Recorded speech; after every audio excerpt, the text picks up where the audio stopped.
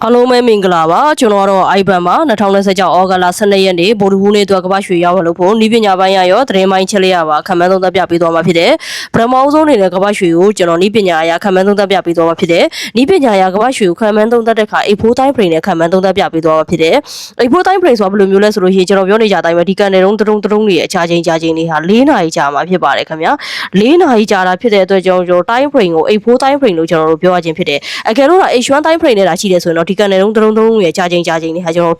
တရက် တနာရီပဲကြာမှာဖြစ်တယ် time frame နဲ့တော့အများကြီးရှိတယ်အထဲမှာကိုကျွမ်းကျင်တဲ့ကိုအားတာတဲ့ time frame တွေကိုရွေးချယ်ပြီးသုံးသပ်ပြီးအယောင်းဝယ်လုပ်ကြတာရှိတယ်ကျွန်တော်ကတော့ဒါ A4 time frame နဲ့ခံမှန်းသုံးသပ်ပြပေးသွားမှာဖြစ်တယ်လက်ရှိကမ္ဘာရွှေပေါက်ဈေးကဘယ်လောက်လဲဆိုရင်တအောင်စကိုကျွန်တော်တို့ဘယ်လောက်ပေါက်နေလဲဆိုလို့ရှိရင်ဒီမှာ4473ပေါက်နေတာဖြစ်တယ်4473ဆိုတဲ့ဈေးနေတာလက်ရှိရဲ့ဈေးကွက်နေတာဝယ်လို့အားများနေလားရောင်းလို့အားများနေလားဆိုလို့ရှိရင်ကျွန်တော်တို့ဝယ်လို့အားများနေပါတယ်ကျွန်တော်တို့ဝယ်လို့အားများနေတာဖြစ်တယ်လက်ရှိရဲ့ဈေးကွက်နေတာဝယ်လို့အားများနေတာရောင်းလို့အားများနေတာဘယ်လိုကြည့်လို့ရလဲဆိုတော့ကြည့်နေကိုကျွန်တော်အယိုးရှင်းဆုံးကြည့်လို့ရတယ်ကြည့်ဒီနည်းကိုပြောပြပေးသွားမှာဖြစ်တယ်ပထမတနည်းအနေနဲ့ဘယ်လိုကြည့်လို့ရလဲဆိုရင်ရိုးရှင်းလေးပဲကြည့်မယ်ကျွန်တော်တို့ကန်တွေကိုကြည့်ပြီးတော့ကျွန်တော်တို့ပထမတနည်းမှာဆုံးဖြတ်မှာဖြစ်တယ်ကန်တွေကိုဘယ်လိုကြည့်မှာလဲဆိုတော့ကျွန်တော် A4 time frame မှာကြည့်နေရဖြစ်တဲ့အတွက် A4 time frame ရဲ့လက်ရှိကန်တွေကိုကြည့်လိုက်မှာဖြစ်တယ်ဒီမှာလက်ရှိကန်တွေကအစိမ်းအောင်ကန်တွေလို့ပြနေရဖြစ်တယ်ဒါဟာဘာကန်တွေလဲဆိုလို့ရှိရင်ဘူးကန်တွေဖြစ်တယ်လက်ရှိကန်တဲ့တော့ဘူးကန်နေဖြစ်တယ်ဘူးဆိုတာဈေးတက်ကိုစားပြီးတော့ကန်တဲ့တော့အယောင်အားဖြင့်ကျွန်တော်အစိမ်းရောင်လေးထားတာဖြစ်ပါတယ်ခင်ဗျာဒါဆိုတော့ကျွန်တော်လက်ရှိကန်တဲ့တော့ကြည့်ပြီးဆုံးဖြတ်လို့ရလားဆိုဆုံးဖြတ်လို့တော့မရဘူးဘာကြောင့်လဲဆိုလက်ရှိကန်တဲ့တော့ဈေးလောက်ခတ်နေတာဈေးမပိတ်သေးတာဖြစ်တဲ့အတွက်ကြောင့်ကျွန်တော်တို့ဒ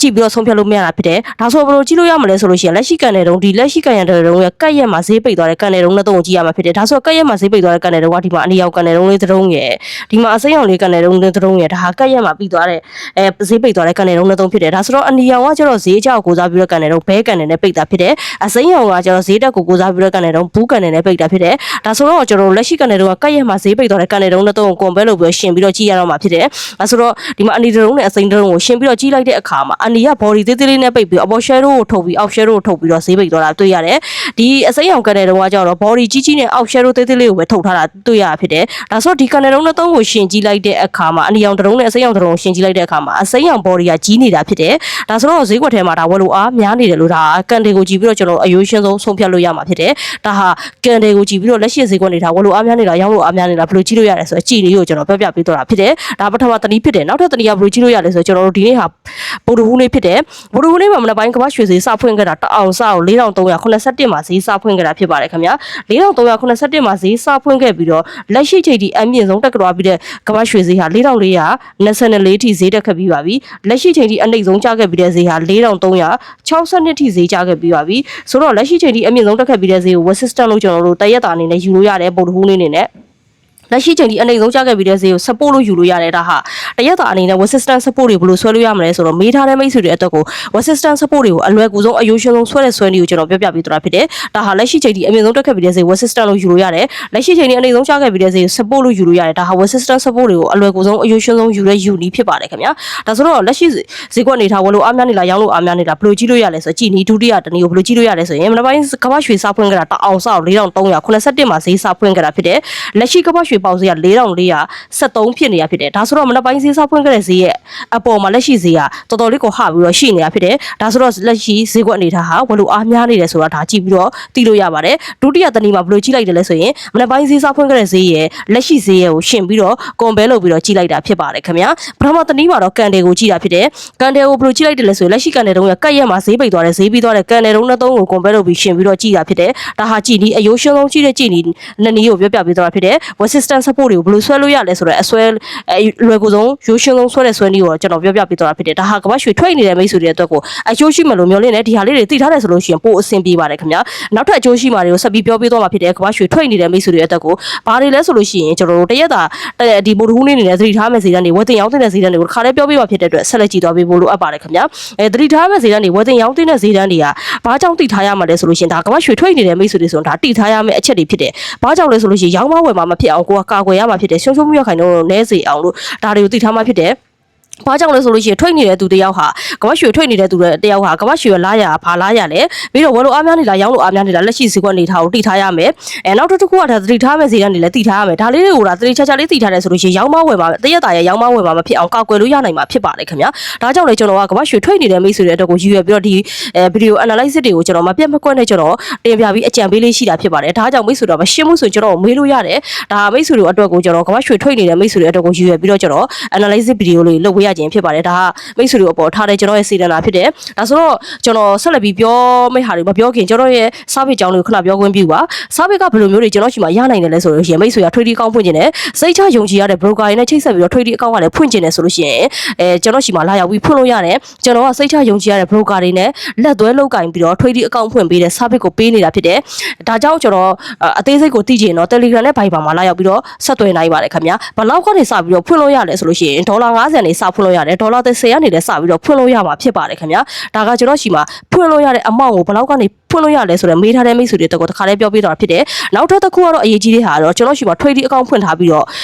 ထွိတ်နေစဉ်ကာလမှာ error တက်တာတွေဖြစ်လို့ရှိရင် error တွေဖြည့်ရှင်းပေးတာမျိုးတွေရှိတယ်။ဘာကြောင့်ဖြည့်ရှင်းပေးရလဲဆိုလို့ရှိရင်ကျွန်တော်တို့ဖြစ်ခဲ့တယ်ဆိုလို့ရှိရင်ကျွန်တော်ကဒါ broker နဲ့ချိတ်ဆက်ထားတာဖြစ်တဲ့ direct ချိတ်ဆက်ထားတာဖြစ်တဲ့အတွက်ကြောင့်ကျွန်တော်တို့ဒီ error တွေကိုဖြည့်ရှင်းပေးရမယ့်မျိုးတွေရှိပါတယ်။ဒါကြောင့်မိတ်ဆွေတွေကစိတ်ချယုံကြည်စွာနဲ့လာရောက်ပြီးဖွင့်ပြီးတော့ထွိတ်ဖို့ပဲလိုအပ်တာဖြစ်ပါတယ်။နောက်ထပ်တစ်ခုကတော့ဒါမြန်မာပြည်မှာမဟုတ်ဘူးအခြားသောနိုင်ငံမှာရောက်နေတဲ့ထွိတ်အကောင့်ကိုဖွင့်ပြီးတော့ကမ္ဘာရွှေထွိတ်ချင်တဲ့အခြားသော currency တွေကိုထွိတ်ချင်တယ်ဆိုလို့ရှိရင်လည်းကျွန်တော်ကထွိတ်အကောင့်တွေဖွင့်ပေးပါတယ်။အခြားသောနိုင်ငံဘဏ်တွေနဲ့ချိတ်ဆက်ပြီးတော့ထွိတ်အကောင့်တွေအဆင်ပြေအောင်ကိုထွိတ်အကောင့်တွေကိုဖွင့်ပေးနေရခြင်းဖြစ်တယ်။ပြီးတော့ဒီညသိခတွေဆွတ်ဖီးတွေမရှိတဲ့ broker နဲ့ချိတ်ဆက်ပြီးတော့လည်း trading account တွေဖွင့်လို့ရတယ် promotion ရှိတဲ့ broker တွေလည်းရှိပါတယ်ဒါတွေကတော့အစားအရှိတဲ့ broker တွေကကျွန်တော်ချိတ်ဆက်ထားတာရှိတယ်အဲထဲမှာမိတ်ဆွေတို့ကြိုက်နေတဲ့ broker တွေနဲ့ရွေးချယ်ပြီးတော့ trading account တွေဖွင့်လို့ရပါတယ်ဒါမိတ်ဆွေကအသေးစိတ်ကိုကျွန်တော်ရဲ့ Telegram နဲ့ Viber မှာလာရောက်ပြီးတော့မေးလို့ရတယ်ကျွန်တော်ရှိမှာ trading account ဖွင့်ထားပြီးလို့ရှိရင်ကျွန်တော်ရဲ့အကြံပေး service တွေကိုလည်းဒါရရှိနိုင်ပါတယ်ခင်ဗျာဒါကကျွန်တော်ပေးထားတဲ့ service ကိုပေးထားတဲ့ဟာတွေကိုကျွန်တော်ပြောပြပေးသွားတာဖြစ်တယ်ဟုတ်ပြီစားပိတ်ကြောင်းလေးကိုခဏပြောပြပြီဆိုလို့ရှိရင်ကျွန်တော်ဒီနေ့တရက်တာဗုဒ္ဓဟူးနေ့နေနဲ့သတိထားမဲ့စီတန်းတွေဝယ်သိရောက်တဲ့စီတန်းတွေကိုဆက်လက်ပြီးပြောပေးသွားမှာဖြစ်တယ်ကျွန်တော်သတိထားမဲ့စီတန်းကိုအရင်ပြောပေးမှာဖြစ်တယ် web system တွေ support တွေကိုအဓိကအခြေခံထားပြီးတော့ကျွန်တော်အယူရှင်းဆုံးခံမှန်းသုံးသပ်ပြပေးသွားမှာဖြစ်တဲ့အတွက်ကြောင့်အခုသတိထားမဲ့စီတန်းကလည်း web system support ကိုအခြေခံသွားမှာဖြစ်တယ်ဒါကြောင့်မိတ်ဆွေတွေကိုလည်းကျွန်တော် web system support တွေနဲ့ဘယ်လိုယူလိုက်တယ်လဲဘယ်လိုယူဆလဲဆိုယူဆနည်းတို့တစ်ခါတည်းဒီမှာတစ်ခါတည်းပြောပြပေးသွားတာဖြစ်တယ်ကျွန်တော်ကိုယ်တိုင်ကလည်းဒီ web system တွေ support တွေဒီ trend တွေ candle တွေကိုကြည့်ပြီးအယူရှင်းဆုံးခံမှန်းသုံးသပ်တာဖြစ်တဲ့အတွက်မိတ်ဆွေတွေကိုလည်းကြည့်နည်းကိုတစ်ခါတည်းဒီမှာပြောပြပေးသွားတာဖြစ်တယ်ဒါဆိုတော့လက်ရှိချိန်ထိကျွန်တော်တို့အမြင့်ဆုံးတက်ခဲ့ပြီးတဲ့ဈေးကဘယ်လောက်လဲ4424ဈေးတန်းပဲဖြစ်တယ်ဒါဟာသတိထားမဲ့ဈေးတန်းတွေပဲဖြစ်တယ်ဒါဟာဘာဈေးတန်းလဲဆို web system ဈေးတန်းပဲဖြစ်တယ် web system ကိုလက်ရှိချိန်ထိအမြင့်ဆုံးတက်ခဲ့ပြီးတဲ့ဈေးကို web system လို့ယူလို့ရတယ် web system ဟာဘာလဲ web system ဆိုတာဘာလဲဆိုလို့ရှိရင်လက်ရှိ web system ဆိုတာဈေးတက်ဖို့ခက်ခဲတဲ့ဈေးတန်းကို web system လို့ခေါ်တာဖြစ်ပါတယ်ခင်ဗျာဒါဆိုတော့4424ဆိုတဲ့ web system ကိုဖောက်တက်သွားနိုင်ခဲ့ရင်တော့ဈေးကအတက်အားကောင်းနိုင်ပါတယ်ဘယ်လောက်ထိအတက်လာနိုင်တယ်လဲဆိုရင်တော့4483လောက်ထိကိုဈေးကအတက်လာနိုင်ပါတယ်ခင်ဗျာဘာကြောင့်83လုံးထိလာနိုင်ဆိုဒီနားမှာ web system တစ်ခုရှိတာဖြစ်တယ်ဒီမှာကျွန်တော်ဆွဲထားတယ်ဒါ web system တစ်ခုရှိတယ်4483ဈေးတန်းရှိတယ်4483ဆိုတဲ့ web system ကိုဒါဖောက်တက်သွားနိုင်ခဲ့ရင်တော့ကျွန်တော်တို့ဘယ်လောက်ထိလာနိုင်တယ်လဲဆိုဒီ web system ကိုကူးနိုင်မှာဖြစ်တယ်အဲ့ဒီ web system ဈေးကဘယ်လောက်လဲဆိုရင်4510ကျော်ဈေးတန်းတွေထိကိုပြန်ပြီးဈေးသက်သွားနိုင်မှာဖြစ်ပါတယ်ခင်ဗျာဒါကြောင့်4400ဆိုတဲ့24ဆိုတဲ့ web system ကိုဒါဖောက်တက်သွားရင်4483ဈေးတန်းကိုမြင်ရနိုင်မှာဖြစ်တယ်4483ကိုဆက်လက်ပြီးတော့ဖောက်တက်သွားနိုင်ခဲ့ရင်တော့4500ကျော်ဈေးတန်းတွေမြင်ရနိုင်ပါတယ်ခင်ဗျာဒါဟာကျွန်တော်တို့ web system တစ်ခုချင်းကိုဖောက်တက်သွားရင်ဘယ်လောက်ထိတက်လာနိုင်တယ်လဲဆိုတဲ့ဟာကိုကျွန်တော်ပြောပြပေးသွားတာဖြစ်တယ်ဒါသတိထားမယ့်ဈေးတန်းတစ်ခုဖြစ်တယ်ဒီနေ့ပို့တူလေးအနေနဲ့4424ဈေးတန်းကိုဖောက်တက်သွားရင်လိုက်ပို့ရပါမဖောက်တက်နိုင်နေဘူးဆိုတော့အယောင်ကိုဦးစားပေးပါကျွန်တော်တို့ဖောက်တက်နိုင်မတက်နိုင်ဘူးဆိုတော့ဘယ်လိုဆုံးဖြတ်လို့ရလဲဆိုလို့ရှိရင်အိတ်ဖိုးကန်တဲ့တုံးရဲ့ပိတ်ဈေးတိုင်းနဲ့ဆုံးဖြတ်ပါအိတ်ဖိုးကန်တဲ့တုံးရဲ့ပိတ်ဈေးတိုင်းဟာ4424ရဲ့အောက်မှာပဲပိတ်နေတယ်ဆိုတော့ဒါမှဖောက်တက်နိုင်နေဘူးလို့ခေါ်တာဖြစ်တယ်အဲ့လိုမဖောက်တက်နိုင်နေရင်တော့အယောင်ကိုဦးစားပေးပါဈေးကကျလာနိုင်နေတယ်ဖြစ်ပါတယ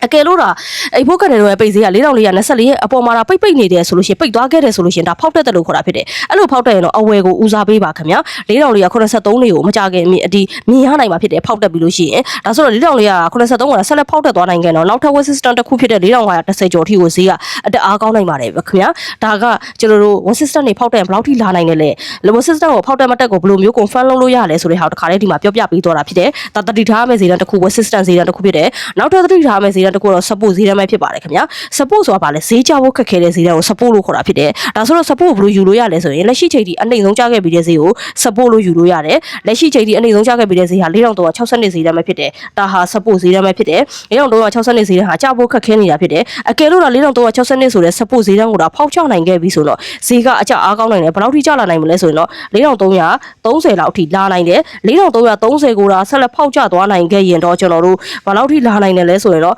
4300လောက်ထိကိုဈေးကအကျအားကောင်းနိုင်မှာဖြစ်ပါတယ်ခင်ဗျာဒါဟာဒီ support ကိုဖောက်ချလိုက်ရင်ဒီ support တွေထိရောက်နိုင်တယ်ဆိုတဲ့အကြောင်းကျွန်တော်ကဒီမှာပြောပြပေးသွားတာဖြစ်တယ်ဒါဟာသတိထားမယ့်ဈေးတန်းတစ်ခုနဲ့ဖြစ်တယ် resistance တွေ support တွေကျွန်တော်အခြေခံထားတာဖြစ်တဲ့အတွက်ကြောင့်ဒီကောင်လေးတွေကသတိချာချာနားလိုက်တဲ့ဆိုရင်မိတ်ဆွေတို့အတွက်အဆင်ပြေတယ်ဖောက်ချနိုင်မချနိုင်ဘူးဆိုတော့လည်းကျွန်တော်တို့84ကန်တဲ့တုန်းကပိတ်ဈေးနဲ့ပဲဆုံးဖြတ်ပါအကယ်လို့4362ကိုမဖောက်ချနိုင်နေဘူးဆိုတော့အဝယ်ကိုဦးစားပေးပါခင်ဗျာလက်ရှိချိန်ထိတော့4362ကိုလည်းမဖောက်ချနိုင်နေဘူး4424ကိုလည်းမဖောက်တတ်နိုင်နေဘူးဒီကြားထဲမှာပဲဈေးကလုတ်ခတ်နေတာဖြစ်ပါတယ်ခင်ဗျာဒါပေမဲ့ဝယ်လို့အားများနေလားရောင်းလို့အားများနေလားဆိုလို့ရှိရင်ဝယ်လို့အားများနေပါတယ်ဈေးတက်နိုင်နေတယ်ဆိုတဲ့အတိတ်ပဲကျွန်တော်ပြောရခြင်းဖြစ်တယ်ဒါဟာသတိထားမယ်တရက်တာအနေနဲ့သတိထားမယ် resistance နဲ့ support ဈေးတန်းနှစ်ခုဖြစ်ပါတယ်ခင်ဗျာဒါတွေကိုမိတ်ဆွေရထွက်နေတဲ့မိတ်ဆွေရဒါလေးကိုသတိချာချာနားလည်လိုက်တဲ့သဘောပေါက်တယ်ဆိုလို့ရှိရင်ရောင်းမဝယ်မှာမဖြစ်အောင်ကောက်ွယ်လို့ရနိုင်ပါတယ်ခင်ဗျာကဲလို့တော့မရှင်းတာတွေဖြစ်စေကျွန်တော်ပြောသွားတယ်မြန်လို့နားမလည်လိုက်ဘူးဆိုရင်သိချင်တာတွေရှိရင်ကျွန်တော်ရဲ့ Telegram နဲ့ Viber မှာလာရောက်ပြီးတော့ဆွေးနွေးလို့ရပါတယ်ခင်ဗျာဟုတ်ပြီဒါဆိုတော့တတိထားမဲ့ဈေးတန်းတွေကိုပြောပြီးပြီဆိုလို့ရှိရင်ကျွန်တော်တရက်တာအနေနဲ့ဘယ်မှာဝယ်တင်လဲဘယ်မှာရောင်းတင်လဲဆိုတဲ့ဈေးတန်းတွေကိုတစ်ခါတည်းပြောပြမှာဖြစ်တဲ့အတွက်ဆက်လက်ကြည့်သွားပေးဖို့လိုအပ်ပါတယ်ခင်ဗျာဒါဆိုတော့ကျွန်တော်အဝယ်ကိုအရင်ပြောပြမှာဖြစ်တယ်ဒီနေ့ပို့တစ်ခုလေးနေနဲ့ဝယ်တင်တဲ့ဈေးတန်းကဘယ်ဈေးတန်းဖြစ်မလဲလက်ရှိဈေးမှာဝယ်တင်ပြီလားကျွန်တော်တို့ဝယ်လို့အားများနေတယ်ပြောတယ်လက်ရှိဈေးမှာဝယ်သိမ်းပြီလားဆိုရင်4416ဆိုတဲ့ဈေးတန်းနဲ့မှာဝယ်သိမ်းတယ်လားဆို4416မှာဆိုတော့အဝယ်လေးခဏတော့ရက်စေခြင်းတယ်ဘာကြောင့်လဲဆိုရင်အဲ့ဒါမှာminor resistance တွေတော့ရှိတယ် resistance တော့အရန်ကြီးအားမကောင်းဘူးပျော့တယ်အချိန်မွေးဖြောက်နိုင်တယ်ဒါကြောင့်ကျွန်တော်တို့ဒီနားလေးမှာတော့ကျွန်တော်တို့အဝယ်တော့နည်းနည်းလေးမကြိုက်သေးဘူးတကယ်လို့ဝယ်ချင်တော့ဈေးနည်းနည်းလေးပြန်ကျနိုင်တဲ့အချိန်4400ဒီ30လောက်ကိုနားလေးမှာဝယ်ပါခင်ဗျာဒါဆိုလို့ရှိရင်တော့ပို့ပြီးတော့ safe ဖြစ်တယ်5 pit လောက်ကို risk ကိုမယူနိုင်ဘူးဆိုရင်တော့4430လောက်မှာဝယ်ပါခင်ဗျာ4430ကိုကအဝယ်မကြိုက်သေးဘူးဆိုတဲ့မိတ်ဆွေတွေဆိုရင်တော့ဘယ်နားတွေမှာဝယ်တင်တယ်လဲဆိုရင်တော့4300ကျွန်တော်တို့88ဒီ80ဝန်းကျင်လောက်တွေမှာဝယ်ရင်တော့ပိုကောင်းပါတယ်။ဘာကြောင့်လဲဆိုဒီနားလေးမှာလည်း support ရှိတာဖြစ်တယ်။ဒီနားလေးမှာလည်း support ရှိတာဖြစ်တဲ့အတွက်ကြောင့်ကျွန်တော်တို့ဒီ support ကိုဖောက်ချနိုင်မှလားဈေးကအကျလာနိုင်မှာဖြစ်တယ်။အကယ်လို့ဒါမှဖောက်ချနိုင်နေဆိုတော့ကျွန်တော်ဒီမှာများအနှက်ရောင်လေးပြထားတဲ့အတိုင်းဈေးကပြန်တက်နိုင်ပါသေးတယ်။ဒါကြောင့်ကျွန်တော်တို့ကဝယ်တင်တဲ့ဈေးတန်းကဒီမှာ support ဈေးတန်းဖြစ်တဲ့4380ဒီဟာဒါအဝယ်တင်ဆုံးဈေးတန်းပဲဖြစ်ပါတယ်ခင်ဗျာ။4430လက်ရှိဈေးဝန်းကျင်နားလေးမှာလည်းဝယ်လို့ရပါတယ်။ TP Take Profit အမြတ်ပိုင်းဈေးတန်းတွေ Essence Store တော့အရှုံးပိုင်းဈေးတန်းတွေကိုဘယ်နားမှာထားမလဲဆိုတာမိတ်ဆွေကကိုအရှုံးခံနိုင်တဲ့ပမာဏကိုအမြတ်ယူမဲ့ပမာဏတွေချိန်တော့ထားပါဘယ်နားမှာထားရမလဲတော့ပြောပြပေးသွားမှာဖြစ်တယ်4430လက်ရှိဝန်းကျင်နားလေးမှာဝယ်ထားတဲ့မိတ်ဆွေတွေဆိုတော့ဘယ်နားမှာအမြတ်ပိုင်းတင်တယ်လဲဆိုရင်တော့442025ဝန်းကျင်နေမှာကျွန်တော်တို့အမြတ်ပိုင်းလို့ရပါတယ်ဒီထက်တော့ပိုမယူပါနဲ့ဒီထက်ပိုယူလို့ရှိရင်တော့ risk တော့ရှိတယ်ဒါဟာပို့ပြီးတော့ safe ဖြစ်တဲ့ဈေးတန်းလေးမှာအမြတ်ပိုင်းတာတော့ပိုကောင်းပါတယ်ခင်ဗျာပိုလဲယူလို့ရတယ်လိုလဲလို့ယူလို့ရတယ်ဒါပေမဲ့တေချာတဲ့ဈေးတန်းတစ်ခုမှာအမြတ်ပိုင်းတာတော့ပိုအဆင်ပြေပါတယ်4380ဆိုတဲ့ဝန်းကျင်နားလေးမှာကြာကလေးဝယ်ထားတဲ့ဝယ်မယ်ဆိုလို့ရှိရင်ဘယ်နားမှာအမြတ်ပိုင်းတင်တယ်လဲဆိုလို့ရှိရင်တော့4390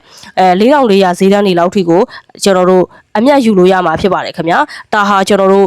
ဒီအဝယ်ထားတဲ့မိတ်ဆွေတွေတက်ကိုဒီနားလေးမှာအမြတ်ပိုင်းပိုစစ်ဖြစ်တယ်ဆိုတဲ့အကြောင်းကိုကျွန်တော်ပြောပြပေးသွားတာဖြစ်တယ်။ Essence Store တော့အရှုံးပိုင်းစည်းတန်းတွေကိုဘယ်နားမှာထားရမလဲထားတဲ့နယ်လဲဆိုလို့ရှိရင်အရှုံးခံနိုင်တဲ့ပမာဏတော့ချိန်တော့ထားပါဘယ်နားမှာထားရမလဲတော့ပြောပြပေးသွားမှာဖြစ်တယ်။ဘယ်နားမှာထားရမလဲဆိုလို့ရှိရင်တော့ကျွန်တော်တို့4400ရဲ့အောက်မှာ Essence ထားရင်တော့ပို့ပြီးတော့အဆင်ပြေပါတယ်ခင်ဗျာ။ဒါဟာအဝယ်အတွက်ကျွန်တော် TP နဲ့ Essence ကိုကျွန်တော်ပြောပြပေးသွားတာဖြစ်တယ်။ဒါအဝယ်အတွက်ပြောပြပြီဆိုလို့ရှိရင်အယောင် sell တာအတွက်ပြောပေးမှာဖြစ်တယ်။အယောင် sell တာကိုလက်ရှိမှာရောင်းတင်ပြီလား။လက်ရှိမှာရောင်းတင်ပြီလားဆိုလို့ရှိရင်တော့4415ဝန်းကျင်မှာမရောင်းတင်နေဘူးလို့မြင်နေဝယ်လို့အားများနေတာဖြစ်တယ်။ဒါပေမဲ့ကျွန်တော်ကအဝယ်ကိုလက်ရှိဝင်ကျင်တာလေးပါဝင်ထားတာဖြစ်တဲ့အတွက်ကြောင့်ကျွန်တော်အယောင်မကြိုက်သေးပါဘူးအကယ်လို့ရောင်းကျင်တယ်ဆိုလို့ရှိရင်တေချာတဲ့ဈေးတန်းမှာ risk ကိုမယူနိုင်ဘူး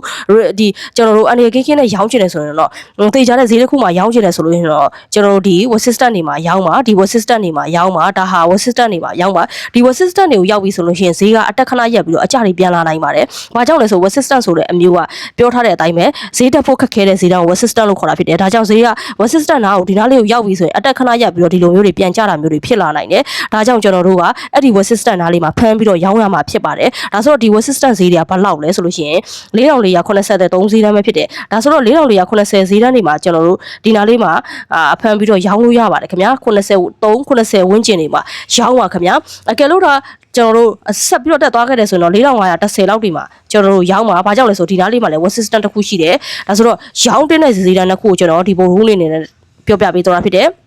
TP the profit em buying zirani SS store or shung bezani or penama tamales or tamis we are showing a pamana or chain or taba penama tayam little pia pitoma pide little lia kuna says already when je was sister nama young had solution little lia chose as a lautico amia yuruyama pipata you then as a teacher of pia pitoma fide of pom usage mu later why at the senali my young had makes reason later why a lautico amia yuruyare little lia goes a lautiule amia yuruya kamyam OBS store or shung bezani or penama tamalesကိုရှုံးခနိုင်တဲ့ပမာဏတွေကိုချိန်တော့ထားပါဘယ်နားမှာထားမလဲတော့ပြပြီးတော့ဖြစ်တယ်ဒါဆိုတော့ဘယ်နားမှာထားမလဲဆိုတော့4400ကျွန်တော်တို့ဒီ85အပေါ်မှာအဆန်ထားရင်တော့ပို့ပြီးတော့အဆင်ပြေပါတယ်ခင်ဗျာဒါကအယောင်ဆဲတော့အတွက် TP နဲ့အဆန်ကိုကျွန်တော်ပြပြီးတော့တာဖြစ်တယ်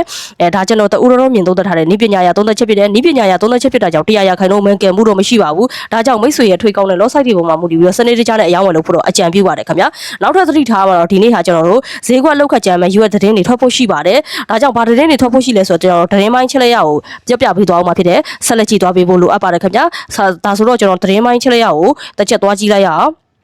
တရင်နေပါတယ်နေထွက်ဖို့ရှိလဲဆိုဒီမှာကျွန်တော်တို့ဒါ US နိုင်ငံရဲ့စီးပွားရေးဒေတာတွေပဲဖြစ်တယ်စီးပွားရေးဒေတာတွေကဘယ်ချိန်ဒီမှာထွက်မလဲဆိုလို့ရှိရင်တရင်နေထွက်ဖို့ရှိတယ်ဘယ်ချိန်မှာထွက်မလဲဆိုရင်မြန်မာစံတော်ချိန်ညကျွန်တော်တို့9နာရီမှာထွက်ရှိသွားမယ်9နာရီမှာတရင်ကဘယ်နှခုတောင်ထွက်မလဲဆိုရင်ဒီမှာ1ခု2ခု3ခုတောင်ထွက်ရှိသွားမှာဖြစ်တယ်9နာရီမှာတရင်3ခုထွက်ရှိသွားမယ်ကျွန်တော်တို့အပ်ပြီးတော့9နာရီ